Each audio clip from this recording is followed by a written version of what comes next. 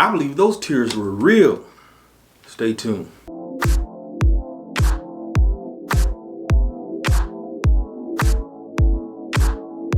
God bless you, friends. Thank you for joining me on Morning Nuggets. This is yours truly, Pastor Nate. And I pray that each and every one of you had a great weekend. And I pray that this video finds you exceptionally well. It is my absolute pleasure every time I come and get an opportunity to speak with you. If you like what you will have heard before the end of this video, go ahead and smash that subscribe button. We'd be glad to have you part of the Smart family. Those tears were real. Pastor Nate, whose tears are you talking about? I'm talking about Treecey. Treecey is a content creator in the beefing sector. You've heard me mention her a couple times when I made commentary. Now, Treecey has always respected me. Every time I see her in the chat, she makes it her business to say, "Hey, The Smart Show." Now, she's been doing this even from the beginning, years. Even when I didn't agree with everything she's done, she still spoke and I spoke back. Treecey's never done nothing to me. I like her just like I like everybody else. But everybody's been talking about the Rob Rack situation again. You know, he's the gift that keeps on giving. And I'm just praying that God will just deliver him and set him free for whatever is holding him back. That he would be the man that God is calling in these last and evil days. I don't pray for nobody's demise. I pray for people's recovery. And whatever I can say and do to contribute to that, then Pastor Nate would do that. As opposed to those other guys being online while he was being arrested. And anyway, that's a whole nother story. This is not about that.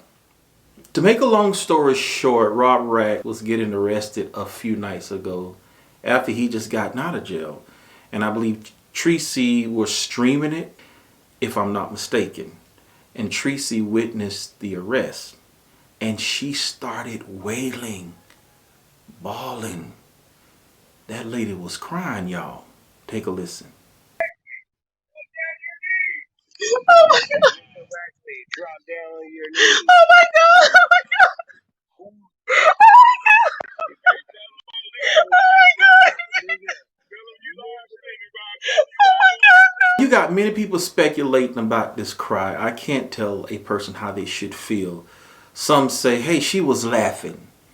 Some are confused because they say she was talking noise about him. And then with some of the events that we saw play out in Sacramento, California, with Rob seemingly abusing her verbally, and people like, why is she crying the way he treated her? But friend, let me tell you something. I don't know the connection those two had. They met in person. And meeting in person versus meeting online are two different things. And I feel like it could have been a soul tie there. Many people have soul ties with people who abuse them and don't wish any harm and would react just like Treecey reacted if something bad were to happen to the person that abused the woman. There's still love there. So we can't really judge her and say she shouldn't feel like that. In the way that Rob treated her, she should be having a party that he got arrested. No, there might be something there we don't know because we weren't there in that hotel room with them. I mean, we were online, but they could have just presented what they want to present to us online. And that brings me to my next point. Well, why was Rob talking all this nasty talk and all this degrading talk about Treecey? For all we know, they could have talked behind the scenes and said, hey, let's stage this and put on this act for TV because it'll be good entertainment. It could have been that. And with his drinking, if it were that, it just went south and got out of hand. Treecey could have been crying because of triggers. Maybe she was triggered because all the things that are going on in the world with our black men versus cops. You know, when cops get involved, what are they doing nowadays? They're taking our black men out. Maybe she was crying because she felt sorry for Rob.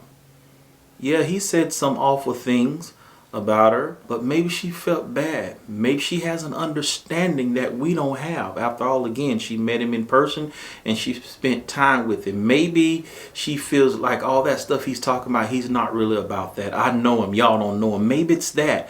And maybe she felt sorry for his drinking and feels like he needs someone, he needs help. Maybe that's what caused her to cry. We don't know, friend.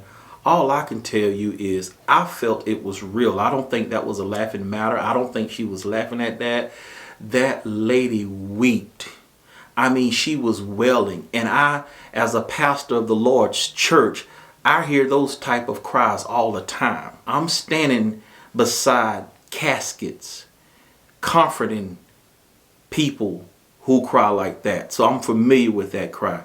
I mean, I'm working the altar praying for people who pouring their soul out for whatever issues they're dealing with, crying like that. So I'm familiar with that kind of cry. I witnessed that cry when somebody experienced a breakup and it just hurts them to the point where they just weep and wail.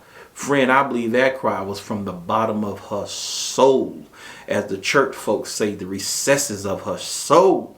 Hey, and it could have been a compilation of everything. Maybe it was a time where she was emotional.